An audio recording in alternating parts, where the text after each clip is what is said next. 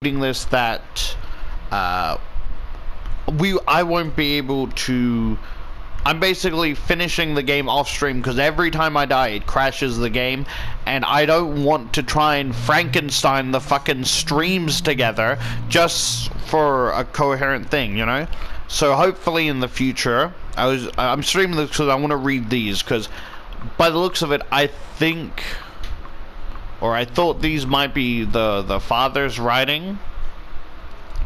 Yeah, and like I might come back in the future and play, play again on easy mode just so you can see the ending.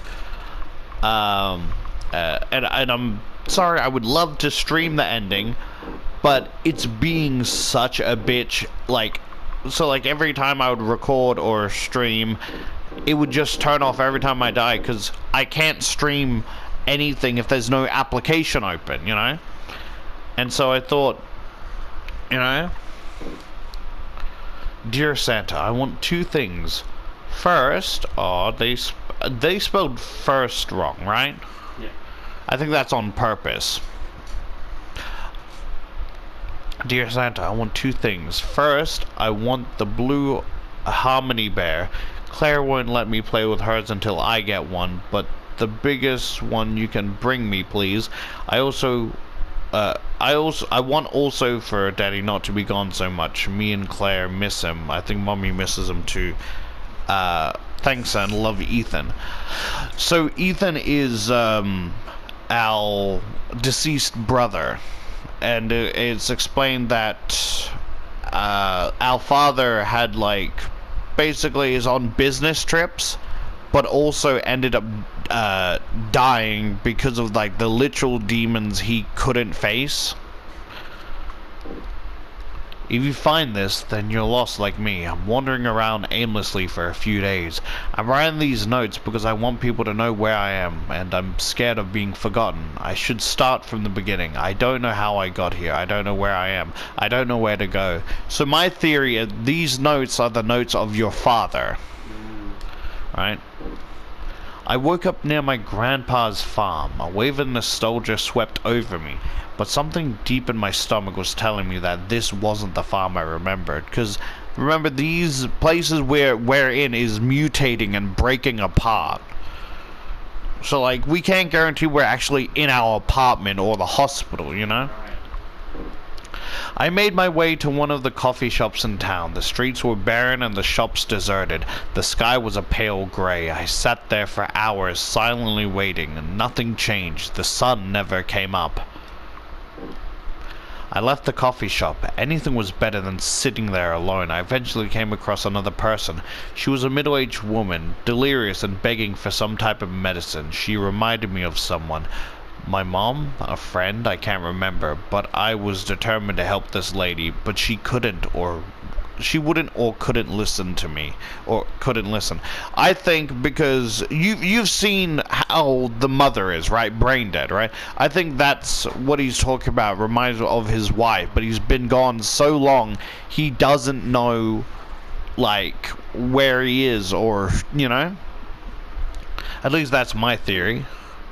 I'm not good with people. I'm horrified by confrontation. The woman in town was jittering and confrontational. Every sentence out of my mouth was met with babbling. It didn't take long before I gave up. I should have stayed and helped her, but I was scared. I should have stayed. Not helping that woman is starting to get to me. I can't focus. All I feel is guilt. But why do I need to justify anything to anyone? It's kill or be killed, right? She was the one acting crazy. If she wasn't so spastic, I would have helped her. She brought it on herself. I'm sick of this place. Don't you feel these hidden eyes watching you from every angle and silently judging you? How did I get here? I played baseball in this field for 7 years. I quit playing a long time ago. Everything looks worn down and neglected.